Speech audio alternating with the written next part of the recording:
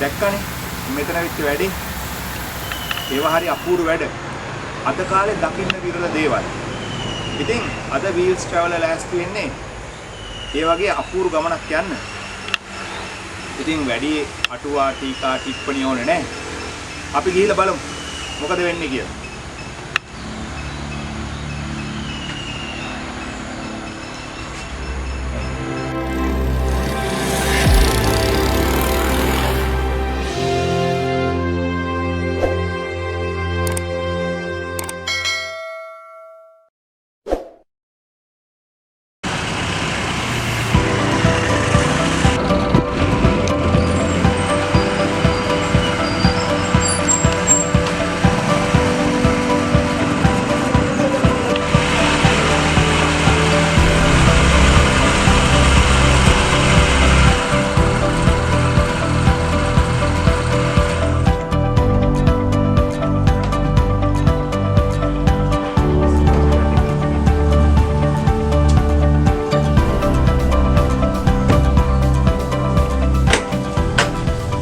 පේනවනේ අද මගේ කතාබහේ කතානායිකාව තමයි මේ.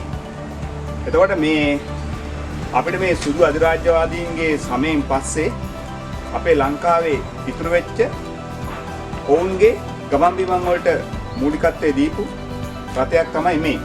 හැබැයි අද වෙනකොට ඒව සුරැකී තිබෙන්නේ ඒවයි ආදරවන්තයොත් එක්ක.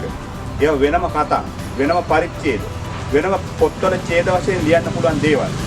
හැබැයි මේ පඬිතුකම් මම ඔක්කොම කියන්න යන්න හොඳ නැහැ. මොකද මට වඩා මේකේ දන්නේ රහත් එක්ක ජීවත් වෙච්ච මිනිස්සු. ඒවත් එක්ක ආදරය කරපු මිනිස්සු. ඉතින් අපේ ප්‍රින්ස් මහත්මයා ඉන්නවා මේ ගැන කතා කරන්න. එතුමාගේ දශක ගණනාවක අත්දැකීම් තියෙනවා මේවත් එක්ක. මේ මොරිසෙයිට් රටේ ගැන කතා කරන්න හොඳම වෙලාව තමයි දැන්. ඒ කතා කරන්න ඕනේ මං නෙමෙයි එතුමා. ඉතින් මේ තමයි මං අර කියපු ආදරවන්තිය. එංගලන්ත ආදරවන්තිය.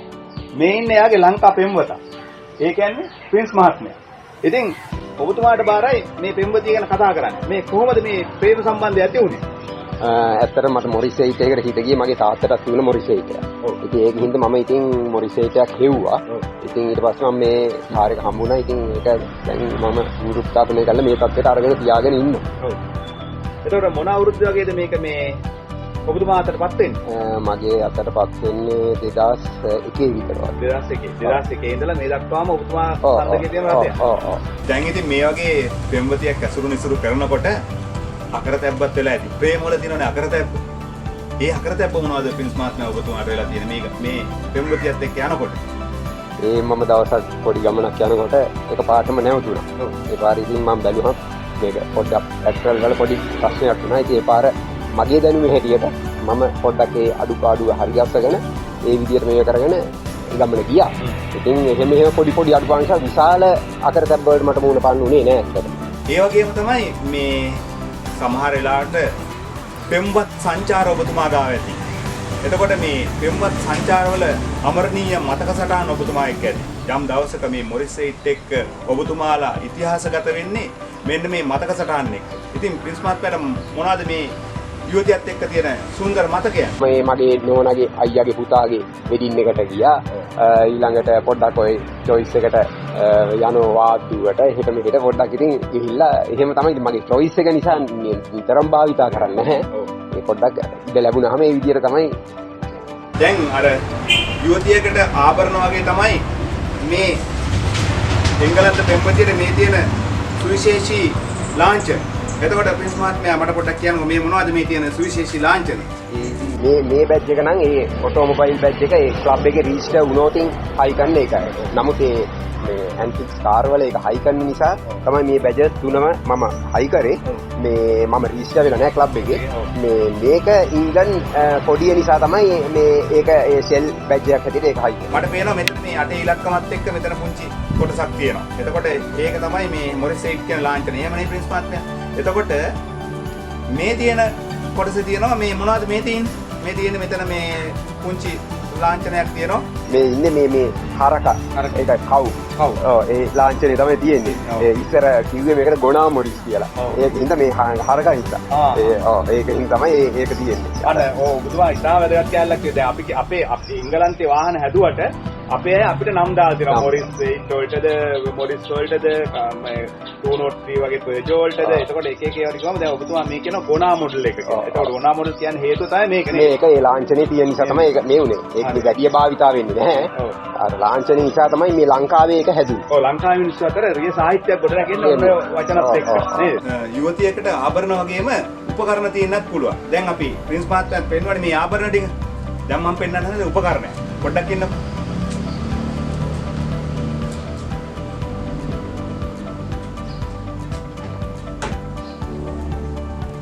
මෙන්න මේ තියෙන්නේ ඒ උපකරණේ.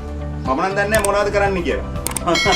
ප්‍රින්ස් මහත්තයාගේ මොකද්ද මේ උපකරණේ කියලා. ප්‍රින්ස් මහත්තයා මොකද්ද පොඩ්ඩක් විස්තර කරන්න ඕනේ. මේක භාවිතා වුණේ ඉස්සර මේව ආවේ 6 වෝල්ට්.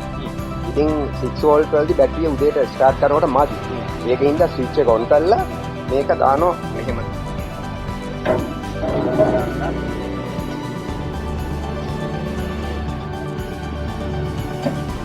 දාලා ස්විච් එක ඔන් කරලා මේකෙන් මෙහෙම කරලා කරකවනවා. එහෙම වට දෙකක් කරකවනකොට මෝටර් එක කරනකොට ස්ටාර්ට්. දැන් අපි මේ ප්‍රවාහන ඉතිහාසය පටන් ගන්නේ කරත්ත වලින්නේ. කරත්ත එක නම් ලාඩම් තියෙනවා. එතකොට ගොනාට ගහන්නේ ලාඩම්. ඒ වගේ දැන් මෙතනද තියෙනවා නෑට පළඳපු සපත්. ඒ කියන්නේ රෝද ටයර්. එතකොට මේ ටයර් සයිස් එක හරිම සුවිශේෂී. එතකොට අපිට නිතර මගතොට ටයර් කඩේක කොහෙවත් දකින්න හම් වෙන්නේ නැහැ. එතකොට කොහොමද ප්‍රින්ස් මහත්මයා මේ වාහන වලට මේ ටයර් ඔබතුමා සපයගන්නේ? මගේ ඉන්නෝ මේ ડોක්ටර් කෙනෙක්.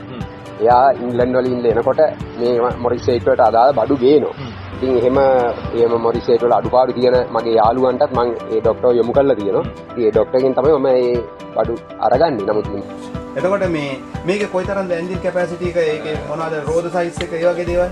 එන්ජින් කැපැසිටි එක cc 800. රෝද සයිස් එක නම් 450,000. නමුත් ලංකාවේ නෑ දැන් 450,000. ඉතින් ගෙන්නන කට්ටිය ඉන්නෝ ඒගොල්ලොන්ගෙන් තමයි ඉතින් ටිකක් වැඩි මුදලට අරගන්නේ. ඉතින් මම මේ ටයර් 4ක් දාලා තියෙන්නේ එහෙම තමයි අරගෙන. නැත්නම් ඉතින් මෝටර් සයිකල් ටයර් තමයි දාන්නේ. ඒකට මේක දැම්මම මේ ක්වොලිටි එක නෑ කාර් එකේ. ඒ උස මඩ් ගාඩ් අතර පරතරය එහෙම නෑනේ. ඒකින්ද තමයි මේ 450,000 ටයර් එකම දාන්නේ මේ මිල වැඩි වුණා. කෙනෙක්ට බොහොම වටින දෙයක් තමයි තමන්ගේ අනන්‍යතාවය සහතික කරන්න තියෙන සහතිකය ලියවිල්ල. ඉතින් මේ එංගලන්ත කෙල්ලටත් එහෙම අනන්‍යතාවයක් සහතික කරන්න ලියවිල්ලක් තියෙනවා. එහෙම නැත්නම් උපැන් සහතිකයක් තියෙනවා. ඒ උපැන් සහතිකේ හරිම සුවිශේෂී. දැන් මේ අපි දකින සමහර අපේ පදින වාහන වල තියෙන උපැන් සහතිකය වගේ නෙමෙයි. හරිම වෙනස් උපැන් සහතිකයක් තියෙනවා. මේ බලන්න මේ තියෙන්නේ උපැන් සහතිකය. ඉතින් මේ ගැන මේ උපැන් සහතිකය ගැන මම නෙමෙයි දන්නේ. එයාගේ පෙම්වතා මේ ගැන හරියටම දන්නවා. අපි එයාගෙන් මහා මේ විස්තරේ. මේක තමයි ඒ කාලේ ලංකාවේ වාහනයක් රෙජිස්ටර් කරන්න, ඒ කියන්නේ ලියාපදිංචි කරන්න සහතිකය. ඒ කියන්නේ මේ පෙරලන පොත. ඉතින් පෙරලන පොත. ඉතින් මේකට තමයි ඒ දවස්වල මේකට දැන්නේ ඔය කම්පියුටර්ස් ආවේ. ඉතින් ඔය ඒකේ අර පොත පෙරලන පොත කියලා කියන්නේ ඕකට තමයි. ඕක තමයි සිලෝන් පොත කියලා කියන්නේ මේක තමයි. ඒ පොතේ මේකෙම තමයි තාම මේක තියෙන්නේ. ඒ ඉපරණි භාවයේ කෞතුක භාවය රැකෙන්න පොතක් වටිනවා.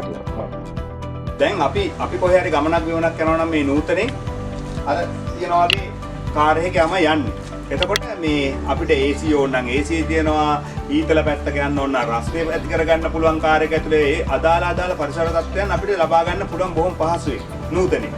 හැබැයි ඒ කාලේ එතකොට 1930 40 දශකයේ වල ඉන්න කට්ටිය මේ ගමන් බිමන්ගේ මේ රටවල අනිකේ තියෙන දොරවල් දෙකයි. එතකොට මේක ඇතුළේ සමහරට රස්නේ එන්න පුළුවන්. එහෙම රස්නේ අහම ඒ වගේ වෙලාවට මොකද්ද ප්‍රින්ස් මහත්මයා කරේ මේ වගේ වාහනේ? ඒවයි කරේ දුමින්ද මහත්තයා මේ මුලින්ම වින් ස්ක්‍රීන් එක අරගන්න. එතකොට මෙතනින් හොඳට හුලං වෙනවා. AC වගේම තමයි ඒක.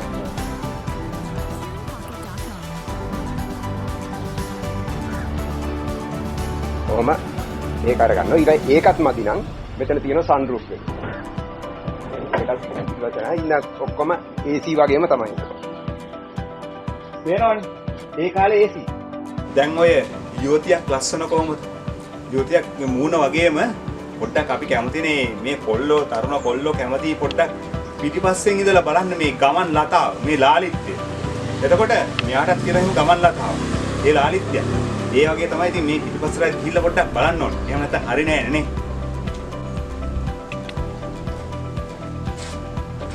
මෙන්න අපි යම් පිටිපස්සට.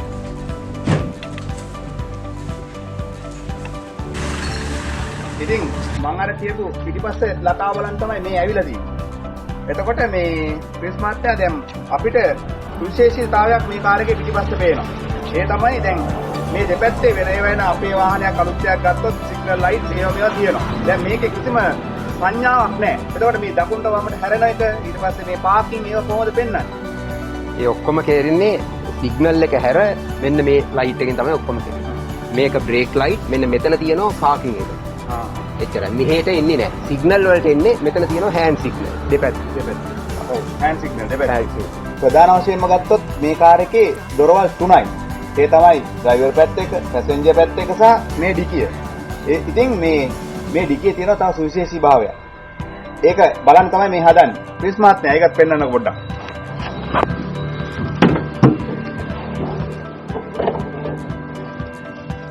දැක්කනේ? දැන් ඩිකිය මේ විදිහට නවත්තන්න පුළුවන්. දැන් අපි දෙන්නම අල්ලලා නැහැ. ඒ කියන්නේ මේ තරණ බව එහෙම්ම තාම තියෙනවා. ඒ Java, ඒ හයිය, ඒ හැඩය ඔක්කොම තාම තියෙනවා. හරි. මේ තමයි ජැක් එක. මෙන්න තියෙනවා ජැක් එක.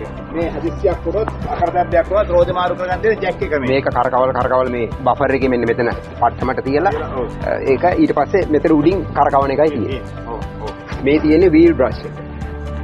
මේ තියෙන්නේ වීල් බ්‍රෂ් එක. බලන්නකෝ මේ හැඩය දැන් අපේ වීල් බ්‍රෂ් එකේ හැඩයයි මේ හැඩයයි ගත්තාම කොච්චර සුන්දර හැඩයක්ද මේකේ තියෙන්නේ. ඔව්. ඊළඟට මේක පොඩ්ඩක් අපිට ක්‍රියාකාරීත්වය කොහොමද කරන්නේ කියලා පෙන්නන්න. ඒක මෙහෙම රෝදෙට දාලා කරකවන එක තමයි තියෙන්නේ. අල්ලන්න. මෙතනින් මෙහෙම අල්ලගෙන ඊළඟට ස්පෙයා වීල් එක දාන්න වෙනවම මේ බ්‍රැකට් එකක් තියෙනවා. ඒක මේ රෝදේ දෙලින් අරගන්න ලේසි වෙන්න. ඔව්. මෙහෙම කරකවන්න තියෙනවා. මේකෙන් ඒකෙන් අදලා ගන්න තමයි තියෙන්නේ. අපි ගමන් බිමන් යන කාර් වල බොහෝ වෙලාවට තියෙන දොර 4ක්. අතීත කාර් වලත් අපි හුඟක් වෙලාවට දැකලා තියෙන දොර 4ක්. හැබැයි මේක සුවිශේෂී වැඩක්. ඒ කියන්නේ මේකේ තියෙන දොරවල් දෙකයි. අර මේ පැත්තයි එහා පැත්තයි. අපි ප්‍රින්ස් මාත්‍යාට ගහමු මොකද්ද මේ කාරණාව කියලා. ඒකත් තියෙන පොඩි සුවිශේෂී බව. ප්‍රින්ස් මාත්‍යා අපිට පොඩ්ඩක් කියන්නකෝ ඒ ගැන. දැන් මේකයි දුමින්ද මහත්තයා. මුලින්ම ලංකාවට තනි අකුරු වලින් පස්සේ ආවේ CE CY CL ඒ විදිය. දැන් මොරිසෙයිඩ් මේ දොර දෙක ආවේ මුලින්ම. එතකොට ඊළඟට ඒ දොර දෙක ආවෙත් CE CY විතරයි. ඉතින් දොර 4 එනකොට CL ඒ විදිහට තමයි ආවේ. ඉතින් දොර දෙක මුල්ම යුගයේ නිසා තමයි වටිනාකම පෞරාණිකව වැඩි. ප්‍රින්ස් මහත්තයා දැන් අපි ඉන්නේ කාර් එක ඇතුලේ. කාර් එක ඇතුලෙත් මේ ඩෑෂ්බෝඩ් එකේම හරි විශේෂතා තියෙනවා. චුට්ටක් ඒක ගැන විස්තර කරමුකෝ. මේ තමයි ඔරිජිනල් ස්විච් කී එක. ඒකෙන් ඔන් කරා ඊට පස්සේ මේ බල්බ් එක පත්තු වෙනවා. ස්ටාර්ට් කරපුවාම බල්බ් එක නිවෙනවා.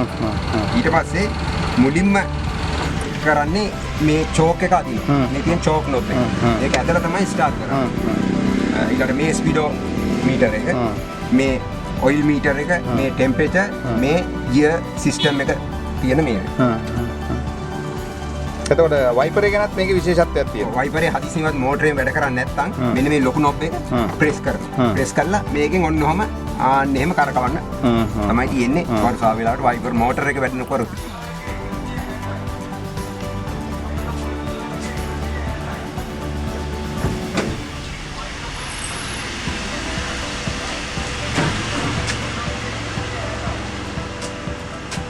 මේ වගේ කාර් එකක වයින්ඩරේ වැඩ කරන්නේ නැහැ කියන්නේ වීදුරු උස් පහත් වෙන්නේ නැහැ කියන්නේ තිත්ත කසායක් බොන වගේ වැඩක්. හැබැයි බලන්නකො මේ ගැන.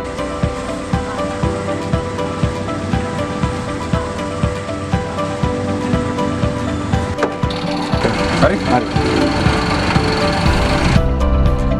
අද වීරස් ට්‍රැවලර් ඔබට ගෙන ආවේ බොහොම විරල වාහනයක්.